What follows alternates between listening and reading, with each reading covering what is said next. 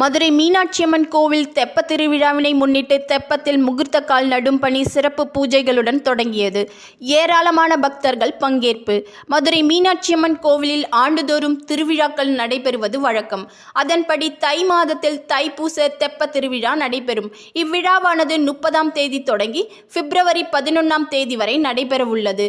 இவ்விழாவில் முக்கிய நிகழ்வாக 12ஆம் திருநாளாக தெப்ப உற்சவம் வெகு விமர்சையாக நடைபெறும்.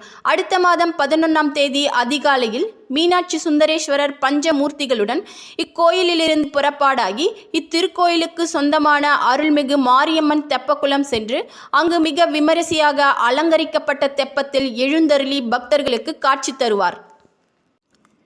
இந்நிலையில் 30ஆம் தேதி மீனாட்சியம்மன் கோவில் தெப்ப திருவிழா தொடங்கியுள்ள நிலையில் அதற்கான முன்னேற்பாட்டு பணிகளை தொடங்கும் வகையில் நேற்று தெப்ப திருவிழாவிற்கான முகூர்த்த கால் நடும் பணி தொடங்கியது. முக்தீஸ்வரர் கோவிலில் சிறப்பு பூஜை செய்யப்பட்டு வேத மந்திரங்கள் முழங்க தெப்ப குளத்தில் உள்ள தூணில் முகூர்த்த கால் நடப்பட்டது. இதில் கோவில் இணை ஆணையாளர் கிருஷ்ணன், இந்து அறநிலையத்துறை அதிகாரிகள் மற்றும் ஏராளமான பக்தர்கள் கலந்து கொண்டனர்.